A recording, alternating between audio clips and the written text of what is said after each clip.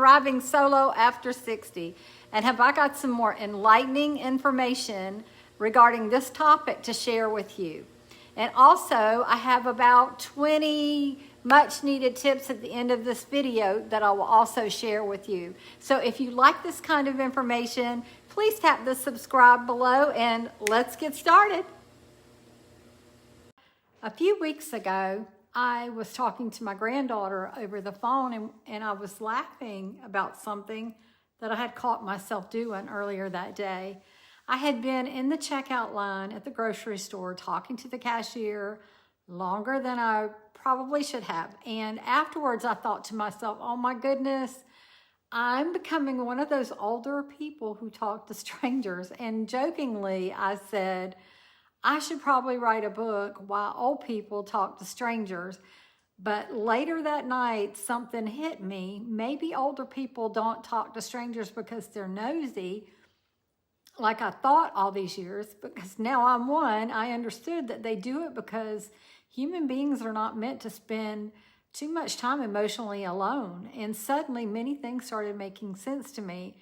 Why I replay conversations after family gatherings, why I suddenly feel socially awkward sometimes, and why I worry whether I said the wrong thing or not, why I overthink interactions after I get home, and why little moments of connection have started meaning so much more to me than they used to.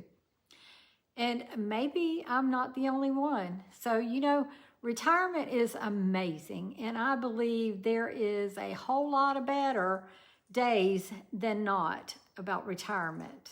And, but as we age, our worlds become quieter, and they become smaller, and because our children have grown up and our coworkers disappear after retirement, those relationships dissipate and our friends move away, they become ill, or sometimes they pass away, or families get busy. And without realizing it, we go long stretches without any meaningful conversation. So something really simple starts happening. A 5-minute conversation at the grocery store suddenly matters, not because we're desperate, because we're human beings. And sometimes the cashier might be the only person that's looked us in the eye that day. Younger people, by the way, don't understand this because their lives are still filled with so much daily interaction. But when human connection becomes less frequent, small moments can carry so much more emotional weight, because the less social interaction that we have and begin living inside our own thoughts, when this starts to happen, our brain becomes hyper aware of social cues. We begin to replay conversations over and over again in our heads. Did I talk too much? Did I say something foolish? Oh no, why did I say that? What I said, we mistake this though for weakness and aging badly, and it's not. But it's simply what happens when our social muscles stop getting that regular exercise. Our confidence shrinks in isolation. Because humans are designed for connection. Why we replay conversations, like that is normal. So, we go home and we mentally keep replaying everything. And the painful thing is kind people often do this the most.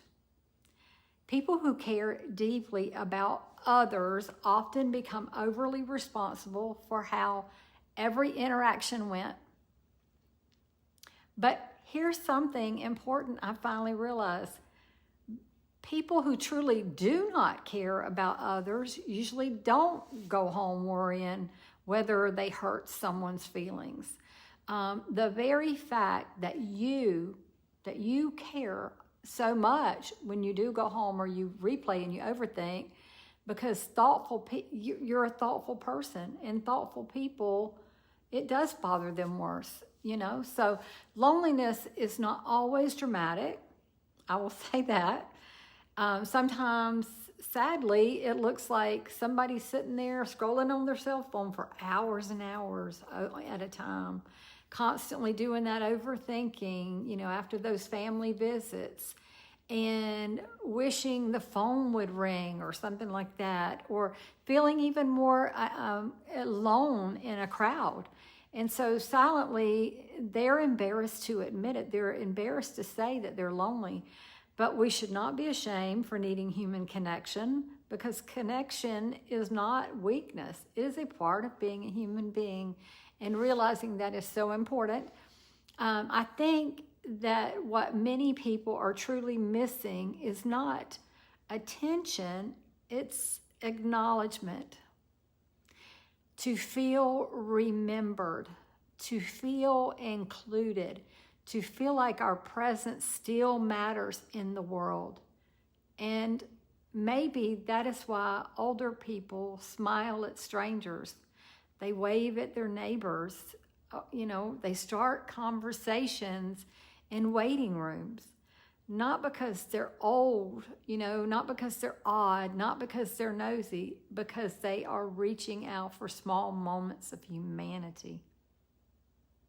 So you are not broken. You are not broken.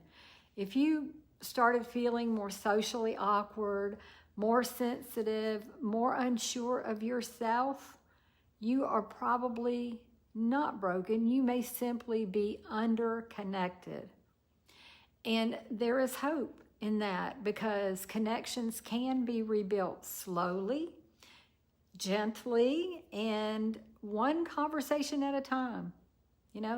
Call a friend, join something small, smile at people, get out of the house more, not because you are failing, but because your heart still wants human connection. You still have that desire, that warmth, that belonging with another human being. So, and if this message has touched you tonight, it's nighttime at my house, so remember one thing: you are not the only one feeling this way, not even close. I'm sure this resonates with more than 10 people out there. So ways to combat the loneliness in retirement. Here's about 20 or 30 ways. Go to the library, go to the church, go to your senior center, walk, get in walking groups, go to the park, go to the theater on Tuesday, social media like TikTok shows, learn an instrument, go to paint parties, get into YouTube, garden clubs, political parties, gyms, chair yoga on Fridays where I live, volunteer for a hospice, do pet sitting, go back to school, learn something new, learn technology like AI so you can get involved in more social media things. Move to a 55 plus community.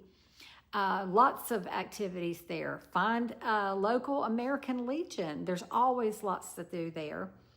Go to breakfast or lunch at like local places, even Shea McDonnell's.